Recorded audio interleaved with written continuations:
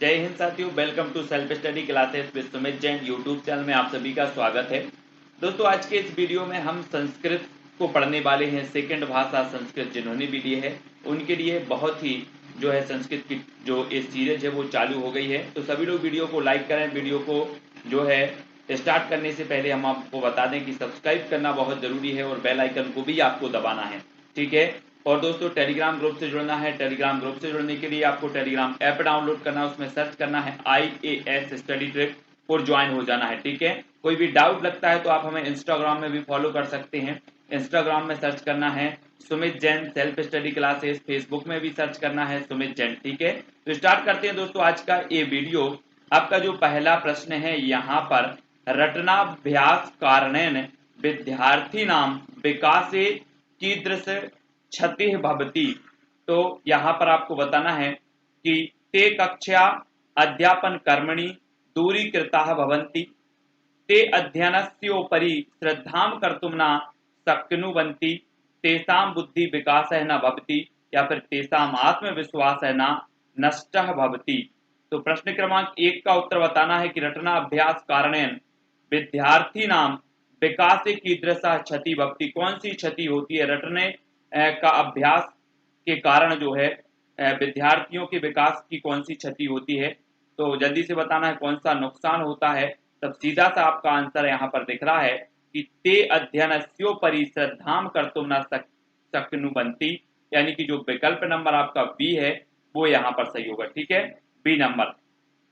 अगला क्वेश्चन है दोस्तों कि रटनाभ्यास कारण विद्यार्थिनः विकासिते अध्ययनस्योपरि श्रद्धां कर्तुं न शक्नुवन्ति क्षति भवति। तो बी नंबर आपका सही होगा। नेक्स्ट देख लेते हैं यहाँ पर। नेक्स्ट जो अपना प्रश्न है वो क्या है कि भाषा शिक्षणे आगमनात्मक पद्धतेः एषः लाभः अस्ति। तो आपको बताना है, जल्दी से बताएं। उत्तर आपको बताना है कि आगमन जो पद्धति आपने पढ़ी है, आगमन विधि पढ़ी है, इसमें छात्रों को क्या लाभ होता है आपको बताना है कि कक्षायाम अनुशासनम रक्षितम भवति, विद्यार्थिनः अल्पे एव समये अधिकं पठितुं शक्नुवन्ति या फिर विद्यार्थिभिः गृहकार्यकरणस्य आवश्यकता नास्ति या विद्यार्थिषु रटनाभ्यासः अभावः भवति। तो आगमन पद्धति में कौन सा लाभ होता है विद्यार्थियों को, प्रश्न क्रमांक 2 का उत्तर हमें बताना है। तब आपका राइट आंसर क्या हो जाएगा। तो आपने बिल्कुल सही आंसर बताया, विकल्प नंबर डी। विकल्प नंबर डी यानी कि भाषा शिक्षणे आगमनात्मक पद्धति विद्यार्थिषु रटनाभ्यास अभावः भवति, यानी कि भाषा शिक्षण में आगमन पद्धति के द्वारा विद्यार्थियों में रटनाभ्यास का क्या होता है, अभाव होता है। और डी नंबर जो है वो आपका बिल्कुल यहाँ पर सही आंसर हो जाएगा, ठीक है। देख लेते हैं अगला प्रश्न है, भाषा तावत् एतस्य अभिव्यक्ते स्वाभिप्राय प्रकटनाय उत्तमम माध्यमम अस्ति। चार विकल्प आपके सामने है दोस्तों। प्रचारस्य, संग्रहस्य, आदान प्रदान विनिमयस्य या फिर उपर्युक्तम सर्वमपि। भाषा तावत् एतस्य अभिव्यक्ते स्वाभिप्राय प्रकटनाय उत्तमम माध्यम अस्ति। तो आपको यहाँ पर बताना है कि अभिव्यक्ति का जो प्रकट करने का उत्तम माध्यम है वो कौन सा है, जल्दी से बताएं। प्रचार करना है, संग्रह है, उपर्युक्तम सर्वमपि है कि आदान प्रदान विनिमय है, प्रश्न क्रमांक 3 का। तब आपका बिल्कुल सही जो आंसर हो जाएगा दोस्तों वो क्या हो जाएगा, उत्तर क्या है अपना, विकल्प नंबर सी यानी कि आदान प्रदान विनिमय। जो भाषा होती है वो विचारों या अभिव्यक्ति के आदान प्रदान का प्रमुख माध्यम या फिर उत्तम माध्यम मानी जाती है। भाषा तावत् एतस्य अभिव्यक्ति स्वाभिप्राय प्रकटनाय उत्तमम आदान प्रदान विनिमयस्य जो है माध्यम अस्ति, यानी कि जो विकल्प नंबर आपका सी है वो यहाँ पर सी नंबर सही हो जाएगा, ठीक है। अगला क्वेश्चन है दोस्तों, भारतीय बलैः निम्नलिखितेषु किम अध्येतव्यम। तो आपको बताना है 4 विकल्प। अगला क्वेश्चन है दोस्तों, भारतीय बालैः निम्नलिखितेषु किम अध्येतव्यम। तो मातृभाषा तथा प्रादेशिक भाषा, मातृभाषा तथा आंग्ल भाषा, काह अपि तिस्त्र भाषा है। तो यहाँ पर आपका जो पूछा गया है दोस्तों कि कितने अध्याय हैं, मतलब भारतीय जो आपने त्रिभाषा सूत्र पढ़ा होगा, त्रिभाषा सूत्र, उसमें कौन कौन सी जो भाषा है वो जोड़ी गई हैं। ठीक है, तो ये का अपि त्रिस्त्रः भाषा है ना, त्रिस्त्रः भाषा यानी कि त्रिभाषा सूत्र को अपनाया गया है कि भारतीय बालय का अपि त्रिस्त्रः भाषा अध्येत्यम, मातृभाषा, मातृभाषा तथा प्रादेशिक भाषा, मातृभाषा तथा आंग्ल त्रिभाषा सूत्र के अनुसार प्रथम भाषा कौन सी होगी, मातृभाषा, द्वितीय भाषा मातृभाषा तथा प्रांतीय भाषा, और तृतीय भाषा मातृभाषा तथा आंग्ल भाषा है। ठीक है, तो ये यहाँ पर आपको त्रिभाषा सूत्र के बारे में बताया गया है। ठीक है, अगला क्वेश्चन है दोस्तों, कास्याश्चित समावेशी कक्षायाम भाषा शिक्षण संदर्भे एका समस्या, है ना। तो समावेशी कक्षा के दौरान जो है निम्न में से आपको बताना है कि कौन सी समस्या है, भाषा शिक्षण के संदर्भ में कौन सी समस्या है। विद्यार्थी नाम योग्यता विषयक विषमता, विद्यार्थी नाम आसक्त असमता, समुचित भाषाधिगम परिवेश विकासस्य असमर्थम, या फिर समुचित भाषाध्ययन सामग्र्याः अभावः। तो आपको बताना है समावेशी कक्षा के दौरान भाषा शिक्षण संदर्भ में एक जो समस्या है वो कौन सी समस्या है। 4 विकल्प हैं, 5 का उत्तर आपको बताना है। अगर आपसे बनता है तो कमेंट में जरूर लिखें, तब आपका बिल्कुल और राइट जो आंसर हो जाएगा दोस्तों वो क्या हो जाएगा, वो होगा सी, समुचित भाषा अधिगम परिवेश विकासस्य असामर्थ्यम, यानी कि समावेशी कक्षायाम भाषा शिक्षण संदर्भे एका समस्या समुचित भाषा अधिगम परिवेश विकासस्य असामर्थ्यम अस्ति, अर्थात समावेशी कक्षा में भाषा शिक्षण के संदर्भ में एक समस्या समुचित रूप से भाषा को सीखने में विकास का जो है असमर्थ होता है, अर्थात विकास पूर्ण रूप से नहीं हो पाता। तो विकल्प नंबर जो आपका सी है वो यहाँ पर सी नंबर सही हो जाएगा। ठीक है, अगला क्वेश्चन है दोस्तों आपका, मातृभाषा शिक्षण से ज्ञान उद्देश्य निम्नलिखितेषु किम नास्ति, भाषा शिक्षण के ज्ञान उद्देश्य के लिए जो है कौन सा इसमें नहीं है। जल्दी से बताना कि ज्ञान का उद्देश्य नहीं है, भाषा शिक्षण के दौरान ज्ञान का उद्देश्य कौन सा नहीं है। उच्चारणस्य ज्ञानार्जनम, भाषायाम विभिन्न प्रकाराणाम लेखनानाम विषयक ज्ञानार्जनम, भाषा तत्वानाम पर्याप्त ज्ञानाम, विषय वस्तुनः ज्ञानार्जनम। तो कौन सा नहीं है, प्रश्न क्रमांक 6 का उत्तर हमें बताना है। और राइट जो आंसर आपका हो जाएगा दोस्तों विकल्प नंबर ए, यानी कि उच्चारणस्य ज्ञानार्जनम, मातृभाषा शिक्षणस्य ज्ञान उद्देश्येषु भाषायाम विभिन्न प्रकरणानां लेखानां विषयक ज्ञानार्जनम, भाषा तत्वानां पर्याप्त ज्ञानम अथवा विषय वस्तुनः ज्ञानार्जनम अस्ति, उच्चारणस्य ज्ञानार्जनम नास्ति। ठीक है, तो उच्चारणस्य ज्ञानार्जनम नास्ति यानी कि जो विकल्प नंबर आपका ए है वो यहाँ पर बिल्कुल सही हो जाएगा। अगला क्वेश्चन देख लेते हैं दोस्तों, निम्न में से शिक्षण पद्धति है, चयन पद्धति, रुचि पद्धति, प्रेरणा पद्धति, या फिर सर्वापि पद्धता। 4 विकल्प में से चयन करना है। निम्नलिखितेषु का वा शिक्षण पद्धति अस्ति, तो कौन सी शिक्षण पद्धति है, चयन पद्धति है, रुचि पद्धति है, प्रेरणा पद्धति भी है, यानी कि जो विकल्प नंबर आपका डी है सर्वाः अपि पद्धता, डी नंबर आपका बिल्कुल सही हो जाएगा। चयन पद्धति, रुचि पद्धति, प्रेरणा पद्धति शिक्षण पद्धति अस्ति, उपर्युक्त विकल्प में डी सही है। उपर्युक्त विकल्पानां सर्वा अपि सत्यम अस्ति। तब अगला क्वेश्चन है दोस्तों आपका, भाषा शिक्षणे दृश्य श्रव्य सामग्री एतदर्थम उपयुक्ता भवति, यानी कि भाषा शिक्षण में दृश्य श्रव्य सामग्री का प्रयोग जो है बताना है किस अर्थ में उपयुक्त या प्रयुक्त होता है। तो जल्दी बताना, शुद्ध उच्चारण के अर्थ में, शुद्ध लेखनार्थम, शुद्ध पठनार्थम, या फिर उपर्युक्तेषु न किंचित। तो किस अर्थ में प्रयुक्त होती भाषा शिक्षण में दृश्य श्रव्य सामग्री, प्रश्न क्रमांक 8 का उत्तर हमें बताना है।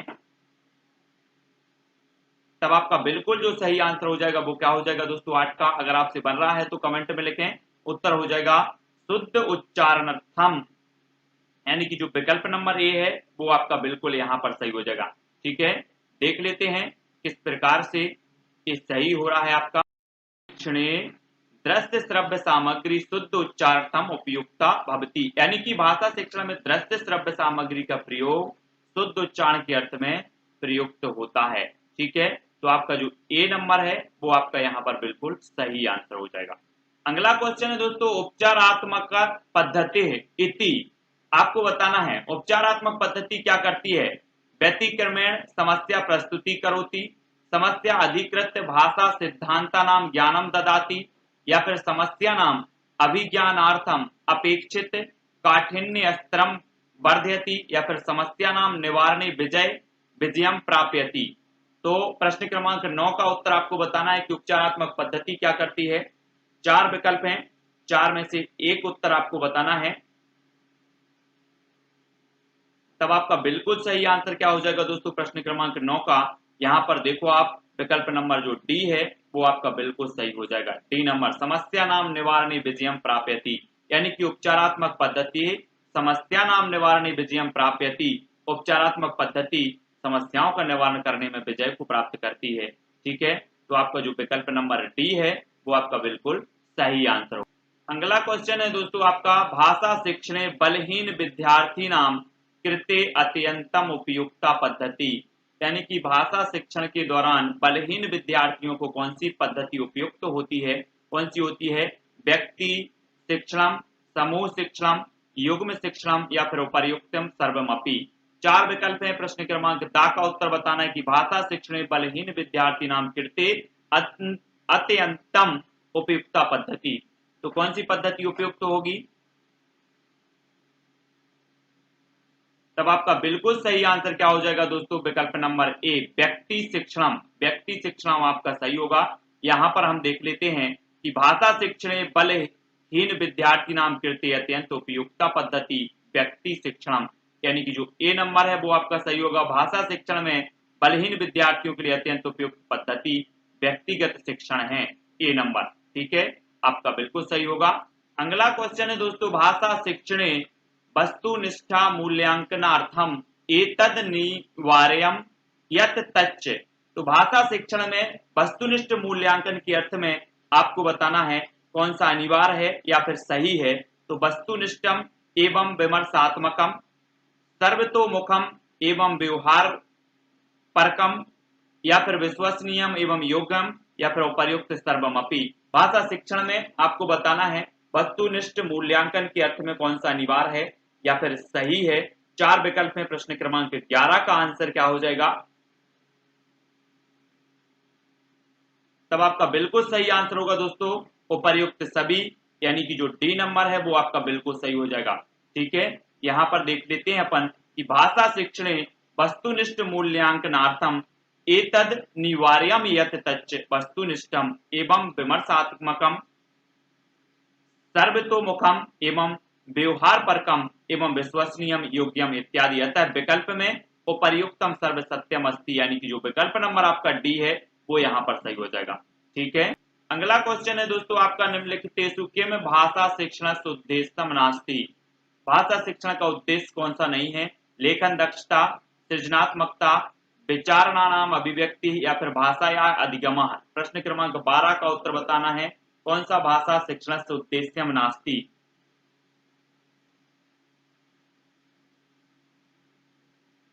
तब आपको उत्तर बताना है और उत्तर हो जाएगा आपका लेखन दक्षता, लेखन दक्षता आपका सही होगा।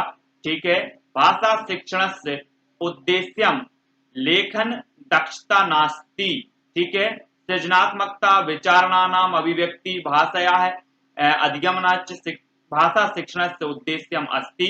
भाषा शिक्षण के उद्देश्य के अंतर्गत सृजनात्मकता, विचार अभिव्यक्ति तथा भाषा अधिगम आते हैं, तथा लेखन क्षमता भाषा शिक्षण का उद्देश्य नहीं है, यानी कि जो विकल्प नंबर ए है वो सही हो जाएगा। अगला क्वेश्चन है दोस्तों, भाषा कौशल संदर्भे किम वा कथनम सत्यम नास्ति, भाषा कौशल के संदर्भ में कौन सा कथन सत्य नहीं है। तो भाषा कौशल विकासार्थम व्यवहारपेक्षया भाषा सिद्धांतः प्रधानः, बालाः श्रवण भाषण पठन लेखन क्रमणयो भाषाम अधीयन्ते, या फिर पाठशालासु पठन लेखन कौशल्यो कृते बलम देयम उपर्युक्तानि सर्वाण्यपि कौशलानि परस्परम संवधानी। तो प्रश्न क्रमांक 13 का उत्तर बताना है कौन सा कथन सत्य नहीं है। 4 विकल्प हैं, 13 का उत्तर भी हमें बताना है। तब आपका बिल्कुल सही आंसर होगा दोस्तों बी, वी यानी कि वालाह श्रवण भाषण पठन लेखन क्रमणेन भाषाम अधियन्ते, यानी कि जो बी नंबर है वो बिल्कुल सही नहीं है। बी नंबर आपका सही हो जाएगा। यहाँ पर देखो कि भाषा कौशल संदर्भे बाला श्रवणम भाषणम पठनम लेखन क्रमणेव भाषा भाषा मदीयन्ते इति कथनम सत्यम नास्ति, ये कथन सत्य नहीं है। भाषा कौशल विकासार्थम व्यवहारापेक्षा भाषा सिद्धांता प्रधाना पाठशालासु पठन लेखन कौशल्यो कृते बलम देयम इदम कथनम भाषा कौशल संदर्भे सत्यम अस्ति। ठीक है, बाकी सही है। और विकल्प नंबर जो आपका क्या है, विकल्प नंबर है आपका बी, बाला श्रवण भाषण पठन लेखन क्रमणेव भाषाम अधीयन्ते, यानी कि जो बी नंबर है वो आपका सही नहीं है। ठीक है, अगला क्वेश्चन है दोस्तों, बालाः ताम भाषाम बहु शीघ्रम शिक्षयन्ति यस्याः व्याकरणम सह सा न जानति कस्य वचनमिदम्। ये जो वचन है, ये जो कथन है वो किसका है? लॉर्ड मेकाले इत्यस्य, जीन पेगटे इत्यस्य, है ना, महर्षि पतंजलि, या फिर लॉर्ड स्वीट इत्यस्य। बालाः ताम भाषा बहु शीघ्रम शिक्षयन्ति यस्याः व्याकरणम सहसा न जानाति। ये कथन आपको बताना है ये किसका है। प्रश्न क्रमांक 14 का उत्तर।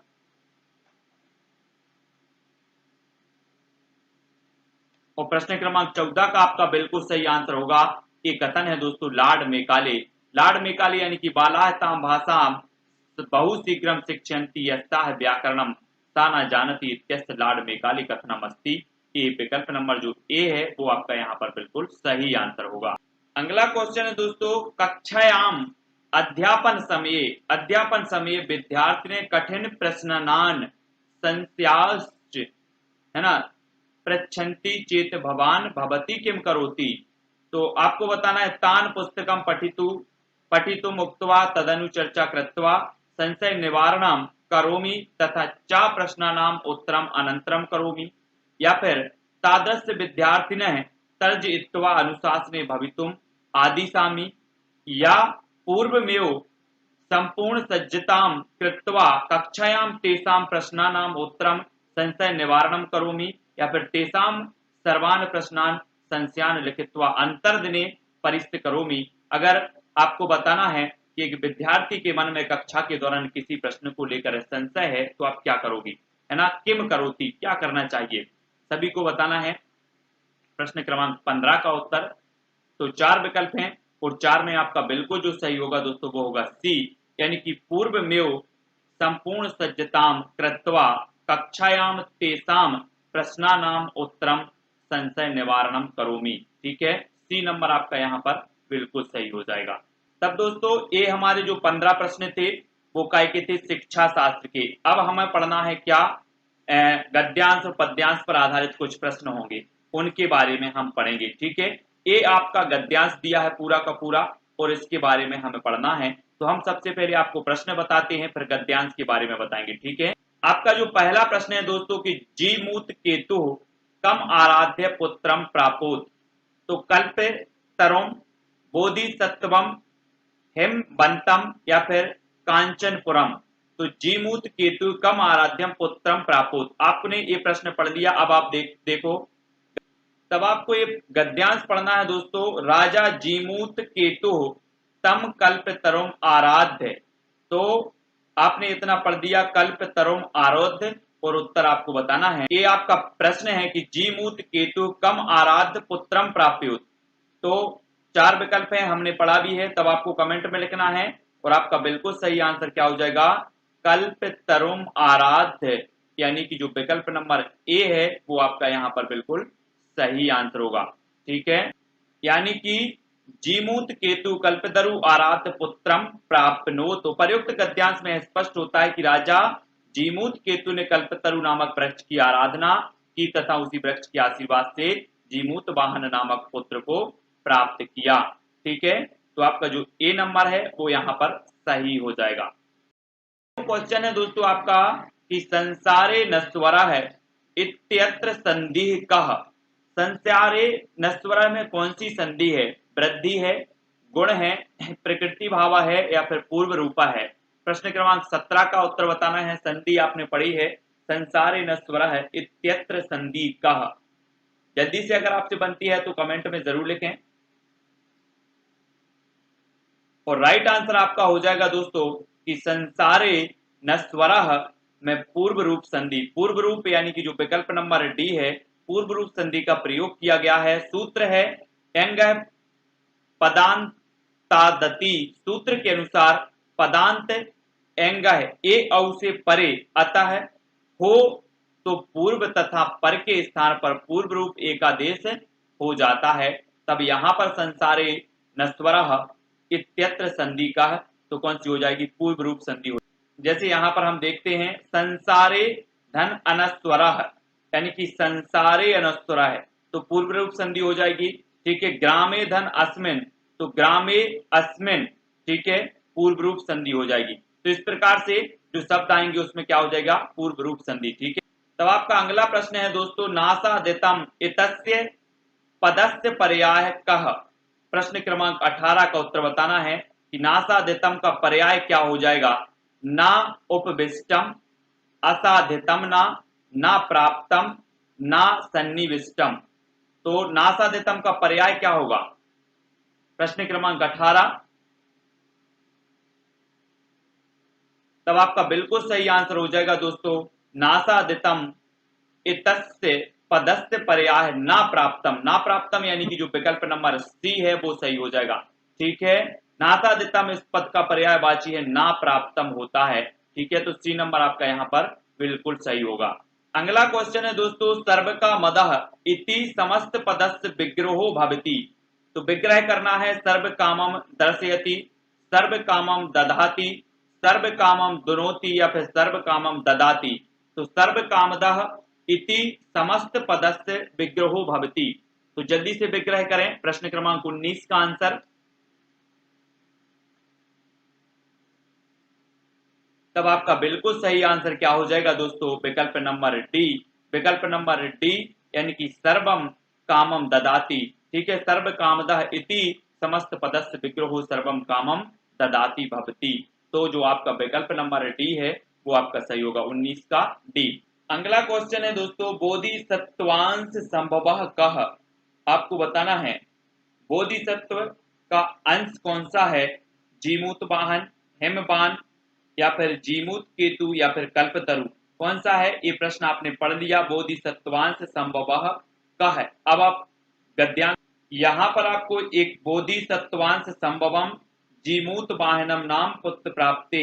ठीक है, तो यहां से आपने पढ़ लिया कि बोधिसत्वांश संभव जीत जीत जीमूत वाहनम नाम पुत्र प्राप्ति। ठीक है, इतना पढ़ दिया। अब उत्तर बताना है। प्रश्न क्रमांक 20 का बोधिसत्वांश संभवः का है तो आपका राइट आंसर क्या हो जाएगा?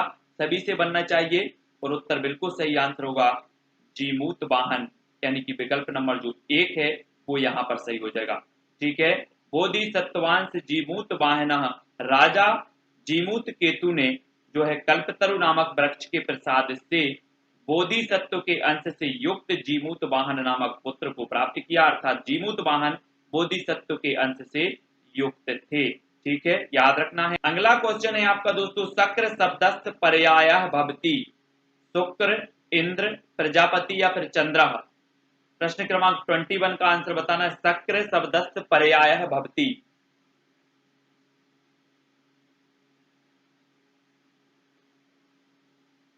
तब आपका बिल्कुल सही आंसर क्या हो जाएगा दोस्तों? आंसर होगा सी। सी यानी कि इंद्र। क्या हो जाएगा? इंद्र। शक्र का जो पर्यायवाची शब्द है वो कौन सा है? इंद्र। शब्द से पर्याय इंद्र भवति अर्थात इंद्र का पर्यायवाची शब्द शक्र है।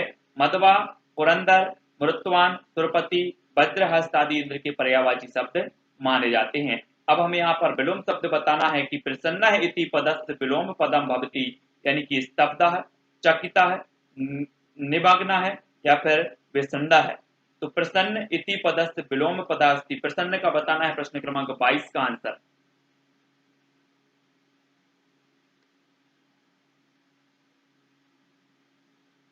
तब आपका बिल्कुल सही आंसर क्या हो जाएगा, विसंड है ना।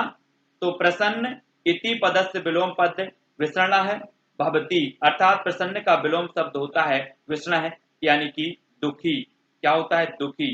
ठीक है, तो डी नंबर जो है आपका यहाँ पर बिल्कुल सही हो जाएगा। ठीक है, अगला क्वेश्चन है दोस्तों, गद्यांशे अस्मिन् नित्यम इति पदस्य पर्यायः प्रयुक्तः है। तो कौन सा है इसका पर्याय, नित्यम इति पदस्य पर्याय है, तो हिमवान, अनस्वरा, स्ते या फिर सर्व कामदा है। नित्यम का आपको बताना है कि कौन सा पद पर्याय प्रयुक्त है, पर्याय से युक्त है। प्रश्न क्रमांक 23 का आंसर।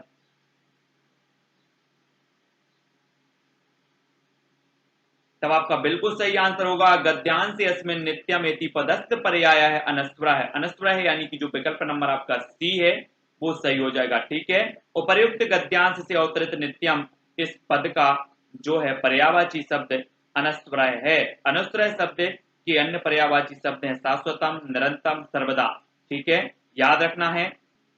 अगला क्वेश्चन है दोस्तों, सर्वदा सर्व कामदः कल्पतरु कुत्र तिष्ठति, पूरे उद्याने, नगरे या फिर नगेंद्रे। आपको बताना है सबकी कामना पूर्ण करने वाला जो कल्प तरु है वो कहाँ जो है स्थित है, आपको बताना है। प्रश्न क्रमांक 24 का उत्तर। और यहाँ पर हम गद्यांश को पढ़ते हैं। फिर यहाँ पर देखो आप कि सर्व कामदः कल्पतरु दबोध्याने तिष्ठति, दबोध्याने तिष्ठति, ये आपने क्या पढ़ लिया, गद्यांश को पढ़ लिया। अब आपको उत्तर बताना है। ठीक है, एव सदा पूज्य अस्मिन् अनुकीर्णे स्थिते शक्रो अपि नास्मान बाधितम सुक्रियातु यति।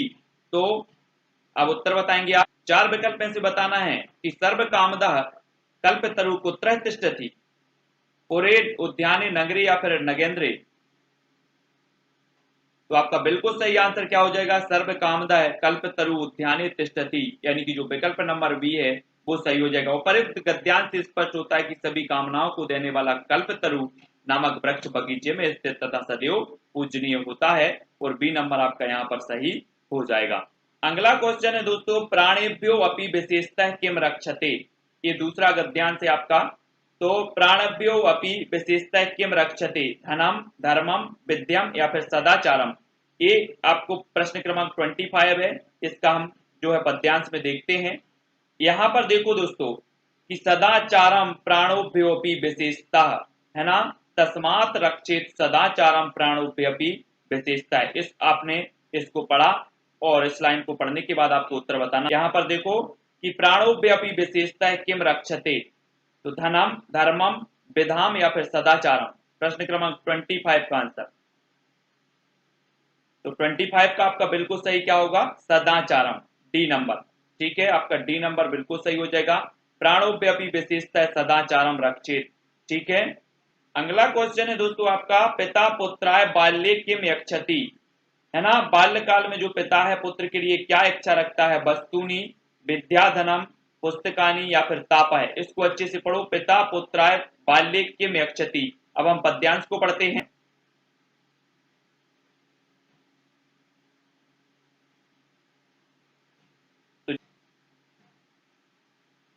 तब अगला क्वेश्चन है दोस्तों आपका, जंतवा इति पदम कस्मिन अर्थे प्रयुक्तम, यानी कि जो जंतु है वो, ये जो पद है वो किस अर्थ में प्रयुक्त होता है, पशवः, मृगाः, मानवाः या फिर जीवाः। प्रश्न क्रमांक 27 का आंसर आपको बताना है। जंतवा इति पदम कस्मिन अर्थे प्रयुक्तम, कॉमन सेंस का प्रश्न है और आप बता सकते हैं।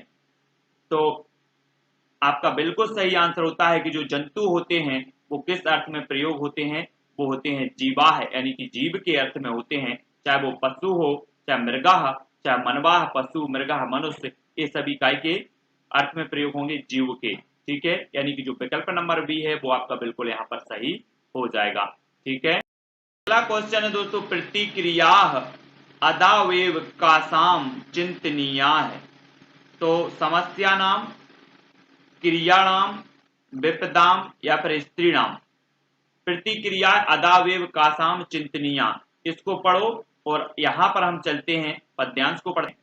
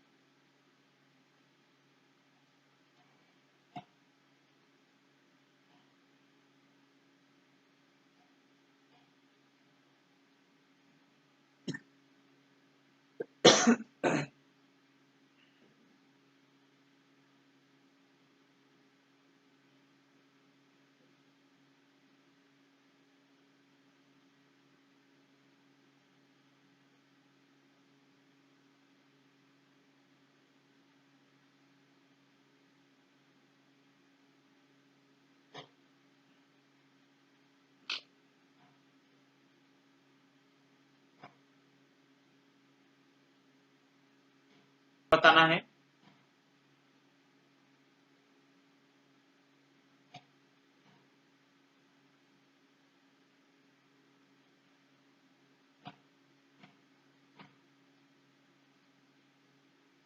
तब आपका बिल्कुल सही आंसर क्या हो जाएगा, आरंभ गुरबी। ठीक है, सी नंबर, दिनस्य पूर्वार्थ छाया कथम भवती। तो आरंभ गुरबी यानी कि दिनस्य पूर्वार्थ छाया आरंभ गर्भी भवती। उपर्युक्त श्लोक से स्पष्ट है कि दिन के पूर्वार्ध की छाया के समय समान खल जन की मित्रता भी आरंभ में बढ़ती जाती है। तो आरंभ गुरबी यानी कि जो सी नंबर है वो आपका बिल्कुल सही आंसर होगा। प्रश्न क्रमांक 30 का उत्तर बताना है दोस्तों, साक्षात पशु कह भवती। साक्षात पशु कौन है आपको बताना है। सत्य संगीत कला विहीन, या फिर किसे कहेंगे, है ना, अपन बोलते ना कि विद्याहीन व्यक्ति पशु के समान है, उसी प्रकार ये पूछा गया कि साक्षात पशु कौन है। तो साहित्य संगीत कला विहीन है, उच्च विषाण सहिता है, उच्च विषाणहीन है, या फिर जीव माना है। तो प्रश्न क्रमांक 30 का उत्तर यहां पर लिखना है।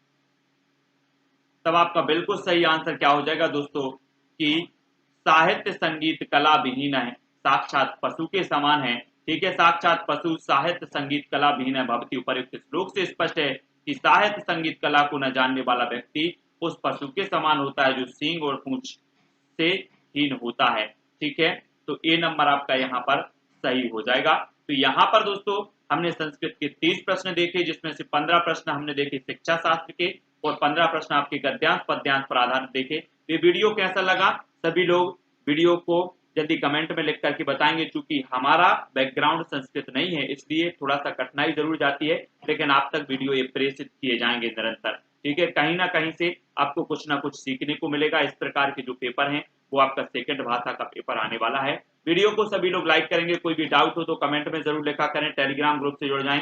टेलीग्राम ग्रुप से जुड़ने के लिए आपको टेलीग्राम ऐप डाउनलोड करना है और उसमें सर्च करना है IAS स्टडी ट्रिक और ज्वाइन हो जाना है। ठीक है, तो आज की वीडियो के लिए बस इतना ही साथियों।